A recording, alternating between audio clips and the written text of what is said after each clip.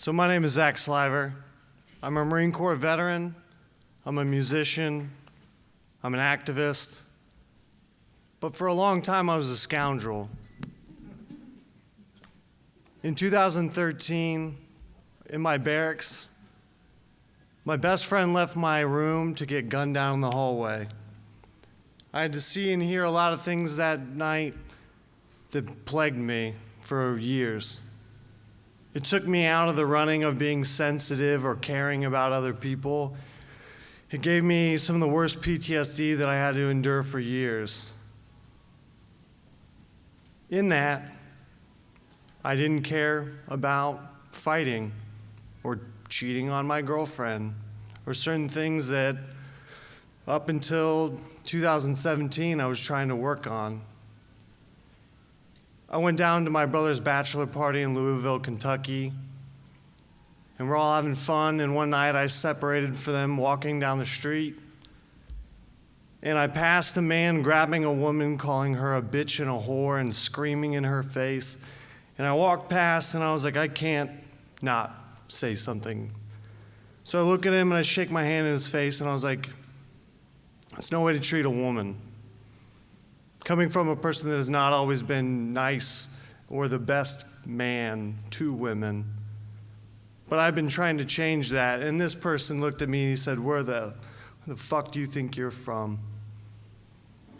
And in that, I know how to fight, but I was not trying to fight with this person. I was trying to stick up for a woman that no one would stick up for her.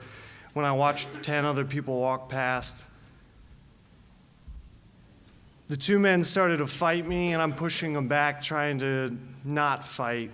When 3 men run up, and I was like, oh, thank God. I'm not going to get into a fight. And what I didn't know is the 3 people were their friends. And as one person is choking me and another person's punching me in the face, and I'm watching my vision close in, I asked myself, is this how I die? Do I die on these streets in Louisville, Kentucky? Will people know that I was sticking up for a woman, or will they see a drunk kid being a scoundrel? Fast forward, a man ran up and pushed everybody over, just a sea of bodies. As I'm crawling out of this, one man grabs my hair, hitting me so hard in the side of the head that caved my skull in. Next thing I remember, running down the street, as that man's chasing me, trying to help me. The woman that I stood up for was in tow with my glasses, and she handed them to me, and the man handed me my phone. I called my brother and everybody else to get back. We flagged down a police officer who called an ambulance. But like any good Marine, we don't take ambulances, we take Ubers. So I get to the VA hospital where they see a drunk scoundrel, but in actuality, I'm slurring my words because my skull is caved in. It took me screaming at the top of my lungs and telling them, no, I don't need to take a nap. I need a CAT scan.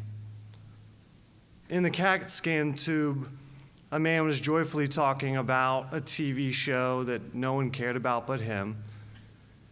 And I said, hey man, would you mind pressing the button? And instead of doing that, he walked over and leaned down and said, you know, young man, there's a thing called patience. And I said, yeah, well, I feel like I'm dying.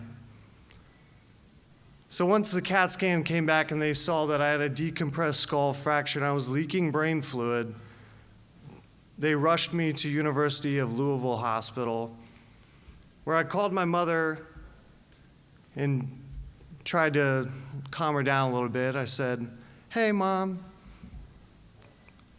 you don't have to come here, but somebody caved my skull in. And so I'm going to be in the hospital as she's packing a bag heading to Louisville with my family. There they told me that they were going to cut my skull from top to bottom and put a titanium plate behind it, cutting one of the biggest muscles that helps you chew in half. That Monday I was supposed to start the end of my junior year. I was supposed to start an internship with a judge. I had just released my album. And in that, I woke up the next morning a different person after the surgery. They say that a brain injury changes your outlook on life, very similar to a near-death experience. But in that, I lost a lot of who I was, and I had to regain it back step by step. The VA didn't call me back for 14 days. I had to teach myself how to walk again. 3 months later, I was in school and not telling my teachers that I forgot where adverbs or adjectives went. So I was texting in my notes, dual learning. I had to live with my parents. I had to drop out of school for a while.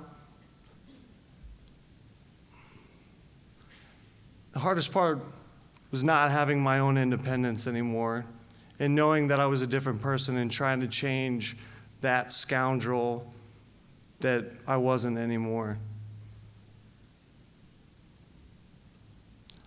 I'm a Marine, I'm an activist, and I'm not a scoundrel anymore. Thank you.